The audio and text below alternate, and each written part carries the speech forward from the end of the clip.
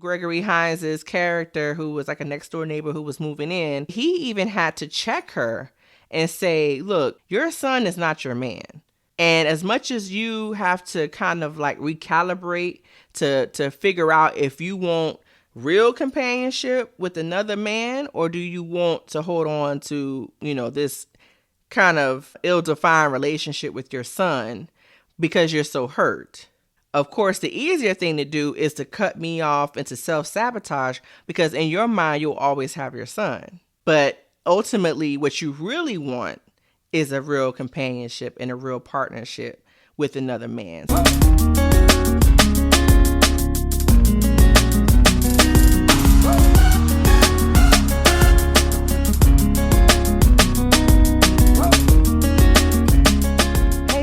Welcome back to another episode of Pretty Suited Podcast, where we discuss real topics through the lens of some of the most iconic figures in our culture. I'm your host, Lauren A. In honor of Women's History Month, I'd like to really showcase and honor the multifaceted journey that is womanhood. Each of our story is uniquely different, but still sort of the same in a lot of different ways. Often when we are together in shared spaces, we tell these stories out loud. Whether it's motherhood, patriarchy, dealing with a partner, our mental and physical insecurities, whatever it is, we got a story to tell. And the perfect example of this comes from an amazing movie that we all can identify with, and that is Waiting to Exhale. Waiting to Exhale, I would say, is more than just a classic movie that we have come to love throughout the years, but it was one of the stories that really showcased a lot of the female experiences on film. This film debuted in 1995, and it was directed by the legend Forest Whitaker. It was originally, of course, a novel by the wonderful and iconic Terry MacMillan, who has written some of our favorite stories like How Stella Got Her Groove Back. But in this film, she showcased 4 different women through different lenses and the things that they were going through in their life. And they collectively came together in a sisterhood. And so we got to see their ups and downs in a particular period in their life. And I really didn't appreciate this movie when I was younger. When it came out, I was very young. But my stepmother had an array of Terry MacMillan stories, so I did find myself reading them, and then, of course, watching the movies as I grew older. So we have Whitney Houston, one of the greatest voices of all time, showcase some of her acting skills in this movie. Is one of her first movies, if I'm not mistaken, when she was kind of on like some kind of acting run in the 90s. And so she played Savannah. We had Gloria, played by the lovely Loretta Devine. We had Bernadine, played by Angela Bassett. And we had Robyn, played by Lola Rashawn. And all of these women definitely have just acting credits in their own right. Every last single one of them has been in several different movies, and they have a film credit list a mile long, and there's nothing that you can really say negatively about these women as actresses. They're legends in their own right. But when we saw them just young and just full of life and full of energy, I remember my mother just really being excited to see these women come together and tell this story. Let's just start with Savannah. Savannah, played by Whitney Houston, she had a syndrome that I would call looking for love in the wrong places. Savannah had a story that was very familiar because she was the type of woman who we saw her doing big things in media. I think she was a TV producer, and, she was a very credited woman in her career, but oftentimes found it hard to find a man who was readily available and emotionally available and physically available to scratch her itch, I would say. But then she also wanted that companion. You can see the glimmer in her eye because you could tell she just wanted that companion to be there as she climbed on her, way to success. And that's very, very familiar. I mean, that's very, very common to have. I mean, what woman wouldn't want that man who's equally as powerful, who's equally as successful, to be on that journey with them? And so that was difficult for her. Something that didn't make it easier was her mother, who at any chance she can get, try to play matchmaker and shove a guy down Savannah's throat, even if it was the wrong man. He's a good man, Savannah. A good man. He's just in a bad situation right now, and he's trying to get out of it. Mama, I tell you what, why don't you fucking marry him then? I look at that story as an adult and I see how those boundaries could be crossed. For one, you can kind of tell that Savannah's mother, it seemed like she was a single woman who was kind of going through the woes of singlehood herself, right? She was, maybe short or almost short on her bills every month. She was by herself waiting for her daughter to call and get that kind of like companionship with her daughter. And then also her obsession with finding her daughter a husband or hooking her daughter up with a man who was not really available for her, just so that she won't be in the same position that she is as an older woman. And that happens quite often too. As an older woman, you've gone through the men in your life. Maybe you've been divorced. Maybe you haven't been able to find that guy, and you don't want that for your daughter. So you end up sending the wrong one her way, or just making it to where she just has to have a man and instilling that into her, even fear, almost the fear of her being alone. I don't think that that's appropriate, but I can understand how they could feel that way. Unfortunately, that pressure kind of was getting to Savannah, and she felt obligated to entertain someone that she knew was not in her best interest. We all know this man to be the Allstate man. I can't think of his name. But he plays the Allstate guy, the very deep voice, very handsome. He played her love interest in this movie. Every trip I make out here, I dread going home. And the longer I think about it, the more I'm convinced that this is what I want to do when the time is right. And we all know this man, right? The man who is married, who's saying that he's going to leave his wife eventually, who he can't live without you. He needs you around when he's in town. Y'all might get together, have some benefits, all the things, right? But then he secretly or outwardly cannot leave his wife, and he will not leave his wife. And so, you sit around just waiting for that to happen because you think that he has all of the check boxes of the things that you want. He's just not available. So you sit there and you wait around for his availability, and that's just no way to live. It's not fair to you, and it's not fair to his family, that who God knows what he's telling them, as far as hit their story. He could be saying he's just on a work trip. Meanwhile, he's out seeing you, telling you sweet nothings in your ear.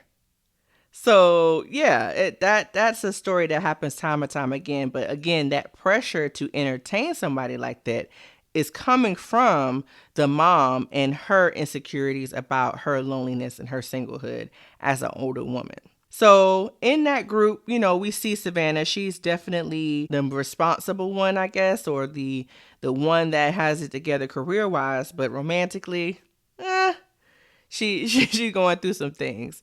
Then we have Bernadine. Bernadine, played by Angela Bassett.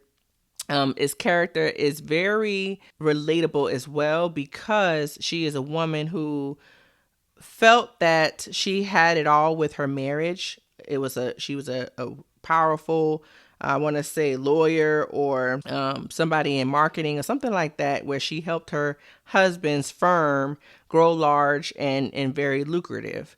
Unfortunately, like many men, once they get a lot of money, once they get access to different women, access to different rooms, when they start to feel like they are bigger and better and deserve different and whatever they want, just an insatiable appetite for getting whatever you want, they end up being unfaithful. And now Bernadine, she's left to pick up the pieces. Because in her mind, we're in this together. I've helped you build this company. I've helped you raise your children. I've helped you with ideas, all the things that a good wife is supposed to do. And in turn, you pay me back with infidelity. So she's hurt, which she has every right to be.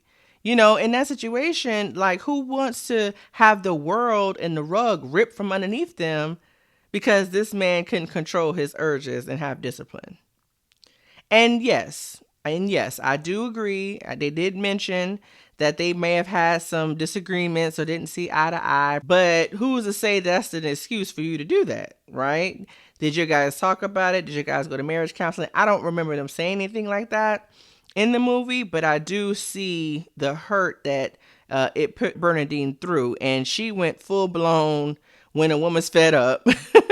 And she basically torched his vehicle, torched his belongings. The infamous scene with the cigarette, just saying, forget it, it is what it is, and don't ask me about it again type foolishness. Like, she snapped. She absolutely snapped. Now, should she have caused a fire, especially in a desert like that? No.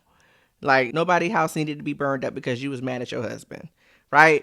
But I do agree that, anything like that can happen to somebody, you psychologically, you're going to go through it. Like, it is what it is. And also for it to happen so abruptly, I think was the straw that broke the camel's back for her, because it wasn't a gradual thing in her mind. It was abrupt. And so that was traumatic for her. And so she took him through the ringer. She got what she deserved in the courtroom, and she stuck it to him. And in the end, he just, obliged and said, you know what, I'd rather you get what you feel like you deserve rather than keep going through this rigmarole and courts and children and all the things with you. And was that the right thing to do?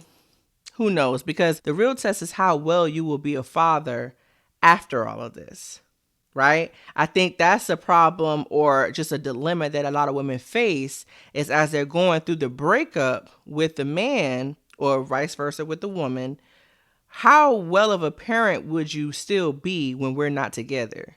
Was you being a good parent predicated on us being together? Because that's the kicker. You taking care of your kid, showing up for the dinners, showing up for the track meets, and showing up for the dental appointments, and showing up for all the things that parents are supposed to do. Because we're not together, you don't get a pass on that. You know what I'm saying? So how do you co-parent despite us not being together? So that was a big thing in Bernadine's story, and figuring out her next steps after that, after the divorce. What does dating look like? Who am I? What do I look like? All the things, getting over that hurt and moving on.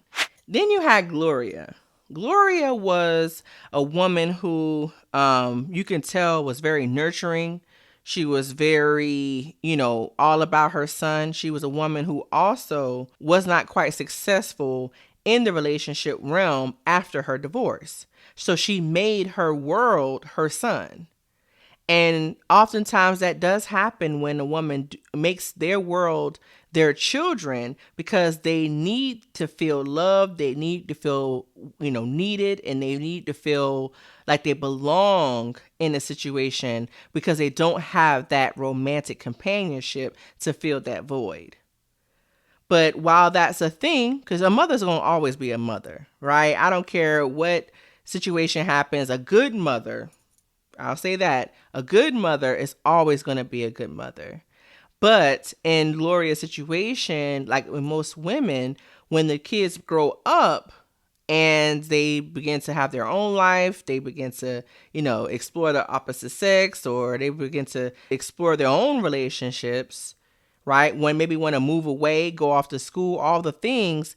Now that woman is left with an empty nest, and she has to figure out how can she still fill her time and feel like her full self without that kid being there.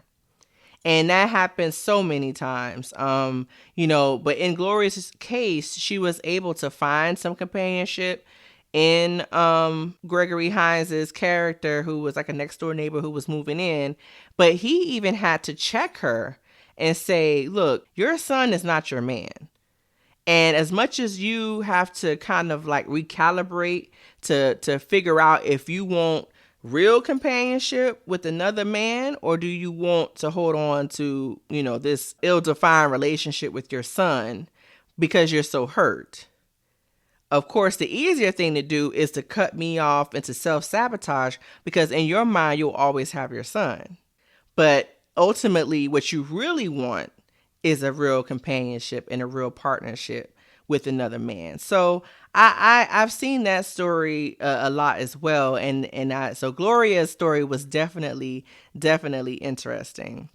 And then lastly, you had Layla Rashawn's character Robyn, who I know a few Robyns. Robyn is a character who looks for love in all the wrong men, right? Unlike Savannah, who looked for love in physically unavailable men because they were with other women, Layla's character is a little bit different because she didn't really have a type in this movie. She went from a successful, a businessman, to a guy who snort cocaine, to a guy who was a womanizer. She was the type of woman who it didn't matter where the attention came from. As long as she was somewhat attracted to them or they did something for her in some capacity, she was there. She was readily there. And her naivete, big eyes, bushy tail, personality left her to be the victim in a lot of ways because these men used that to get what they wanted. And like a lot of women like Robyn, of course you want to feel loved and adored and appreciated. But I think that the pool that she was trying to get that source from was not it. And she felt that, from early on when she told the story to Savannah about her getting an abortion from a man who was already married. It's like the continual cyclic patterns of her finding this twin flame kind of energy, kind of love, has left her in similar predicaments throughout her whole life. Well, there was this one woman in your same situation. This man kept saying he was gonna leave too. She got her hopes all up and everything, quit her job, even moved to the city he lived in. Right after she got there, she found out she was 3 months pregnant. So she had an abortion. She never ever told a soul. So he left his wife in the end, right? Take a wild guess, Savannah. Throughout that story, you just wanted to give her a hug. You just wanted to kind of even shake her to be like, girl, he's not it. He's not it. And unfortunately, she just really didn't see that until the end. But it took for her to understand her own self-worth. Because let me tell you something, Layla Rashawn is a beautiful woman. Very beautiful woman. And she had to learn that her beauty wasn't supposed to be the chess piece on the board, because utilizing that beauty will get onlookers. Everybody loves a shiny car, right? The beauty will give you the onlookers, but it takes the real self-work to be able to attract and gravitate towards the people who really want to commit to you. And I think, at the end, she started to see that. And hopefully, that'll be able to attract what she really needed. So yeah, all these women just had such a relatable tale. I know, quite frankly, in my own friend group, there are several of these characters where, we just collectively had different stories, but we also shared similar experiences at some point in our lives. And I think that's a tell for most women, most friend groups. And each of these women had to get over what was, had to get over the idea or the perception of how people feel about them. They had to get over, being passive and just settling for things just to say that they have them. Every single last one of these women had to get over those things. Because when you're doing those things just for the gaze or just for the sake of or just to appease other people, then you're going to end up with the short end of the stick every time. And I think that was very, very apparent up until the end when they just said, you know what, forget it. We're going to start this new year and we're going to love up on ourselves, and we only are going to attract what we deserve. Now, you can take that as you wish, right? You attract what you deserve. Do you deserve what you think you deserve? Or do you deserve what you actually put forth the work to attract? because the two aren't the same. And a lot of times in our mind, we feel like we deserve the best, but what have you been doing to actually attract the best? And that's very much apparent. That's very much apparent. And despite what these men in their life put them through, they still can push forth and move on. That's why I think in the title Waiting to Exhale, it was made apparent by Terry MacMillan that you're holding your breath.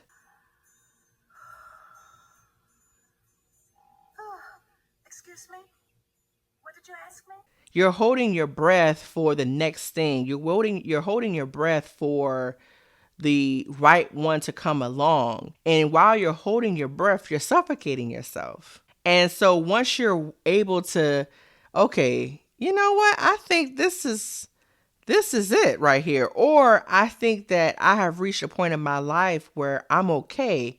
That's when you can exhale. And once you exhale, you can exhale all of the trauma. You can exhale all of the just emotional burden. You can exhale all of that and just move on. I love that. I love the title Waiting to Exhale and what it meant. And I could be completely wrong, but just as an adult, just analyzing that, I really feel like that's what she was trying to say. We're all waiting to exhale. But I had a question when I was watching this movie. In my mind, I thought to myself, in girl groups, in friend groups, as we share a lot of similar stories, I feel like a lot of the girl groups that I have seen or been a part of, or even just friendships in general, where the friendship was predicated on the trauma that we shared together. I know I might get into some trouble here, but I honestly think that a lot of the friendships, whether female or male, the relationship is literally glued together by trauma bonding. And I think in this particular case with these women, they did have a collective like angst towards men, and they shared that together, and that made them even closer. Is that a bad thing? Maybe not. But I will say to have caution that your whole friendship isn't based on the trauma that you guys share together. Because what else do you have outside of that trauma? Do y'all guys have good times, bad times, like, positive experiences, life lessons, all of the things outside of the trauma? So that trauma could be whether it's, the trauma that you guys have with men. It could be, parental trauma.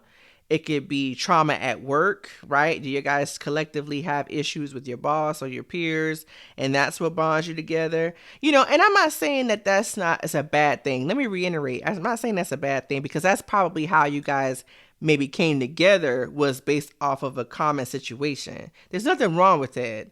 But if that is the only reason, and kind of like the sole thing that's keeping you together, is that really a friendship, or is that a trauma bond? And the only time you guys do feel close to each other is when trauma is happening. And I have been taking audit even in my own friendships, and to see if that is the case, because at the end of the day, that's not sustainable. That might be comforting at the moment, right? Where you're going through it and you just want to vent, and maybe you're just having those times together with that person. But long term, let's talk about something else. Let's do something else. Let's get over this. Let's heal together. Let's, kind of move on to the next phase. And even sometimes you might feel that way, where you want to move on and move to the next phase, and that person is still stuck in that trauma. And that can ultimately crumble your relationships. That has happened to me personally. I felt that I was wanting and willing to heal and get over a thing, and my friend was still hawing and heaving and wanting to play victim of a particular situation, and I just wasn't in that place anymore. And so I felt stuck in our friendship. I felt stuck in our friendship. And so I had to make the ultimate decision that if I had to say, hey, if you're not willing to get beyond this, I don't see how we can be friends. I don't see how this relationship can flourish, for years to come if we're still stuck in this place. And so, taking it upon ourselves to really audit the people around us and how we collectively get together, I think is important as we are growing up and as we really starting to see who we want to be in our lives and who we don't want to be in our lives. Because if my life is made harder with you around, I don't particularly know if that needs to be a sustainable friendship or relationship. So, yeah, I just thought about that when I was watching this movie. I'm like, it seems like there's a lot of trauma bonding going on in this movie. Go ahead and put that in for Women's Appreciation Month. With your girlies, you might want to watch that together and kind of see who, girl, you must be Bernadine. You must be. Because this is definitely relatable. So now let's get into our throwback tune. So this week's throwback tune, of course, is going back to 1995. And at that time, the world was going through a lot of different changes. Music was changing. We had a lot of grunge out at the time. We had a lot of pop out at the time, and our R&B even was different too. A lot of our R&B mimicked hip hop, where we were talking about a lot of social constructs, a lot of social issues that was going on at the time. And the song that we're going to cover today is no different. So TLC was, of course, one of the biggest groups of all time. So the most records of all time of a girl group when they released their second album, Crazy Sexy Cool. Crazy Sexy Cool debuted in 1994 around November. But in 1995, they released a single titled Waterfalls. At that time, that video was very expensive. Everybody knows the infamous waterfall where the women were kind of like turned into water and things like that. They were standing on water in the ocean. So a lot of money and budget came to create that kind of video. I mean, that's when videos were really this cinematic experience. And it told a story. This particular song told a story about several different themes, whether it was safe sex, whether it was, street and gun violence and things like that was happening in the community. And it was digestible, but it was impactful. And that's one thing I will say that I do miss about music today, how music back then, what was going on at the time in real life reflected in the TV and the films that we had. And this was one of those ones. And so, being able to tell that kind of story through an R&B song, I thought was amazing. And that video and that song just, of course, shot them into the stratosphere, and they sold so many records. Now, Lisa Left Eye tells a story about how they were financially broke. Despite all the glitz and glam and cinematic, TV and things like that, they were broke. And so that's besides the point, but a very important point. But I feel that that song was very impactful, just to kind of like, hey, it's almost like a PSA to children or to kids, but in a R&B song. I tell you, when I was a kid, I took that. This was back when they had the lyrics in the cover of the album. You get to read all the credits, you get to read all the artwork, all the stuff like that, but you had the lyrics to each song. And that summer, I remember verbatim reading the lyrics of Lisa Left Eye Lopez's part and memorizing that rap part. I remember that. I still know it to this day. So don't let Waterfalls come on some karaoke, because I'm going to go ahead and do Lisa part and we going to tear this thing up. R.I.P. Lisa Left Eye Lopez. She was definitely one of one when it comes to female rappers. Nobody had her style. Nobody had her eclectic personality. And it showcased she was a great addition to that group. Just all the ladies actually literally being crazy, sexy, and cool. Just classic Waterfalls.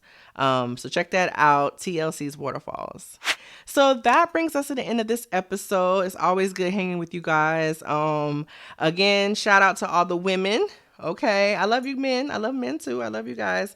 But shout out to the women. Go ahead and like, share, and subscribe. Go ahead and tell everybody about it. I'm so glad to see that the audience is building. I'm so glad to see the love that I'm getting on TikTok and on YouTube. I really, really appreciate you guys. And as always, you cannot manifest anything you don't feel like you deserve. So create the life that you want and look to the sky for grace. Bye-bye.